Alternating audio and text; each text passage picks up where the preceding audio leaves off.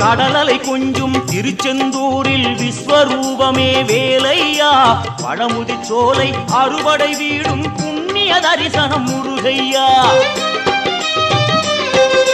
திருநீர் அணிந்து வரும் போது நெஞ்சில் நிம்மதி பிறக்குது கந்தையா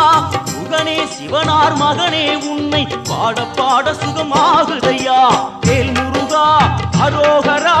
அரோகரா வேல் முருகா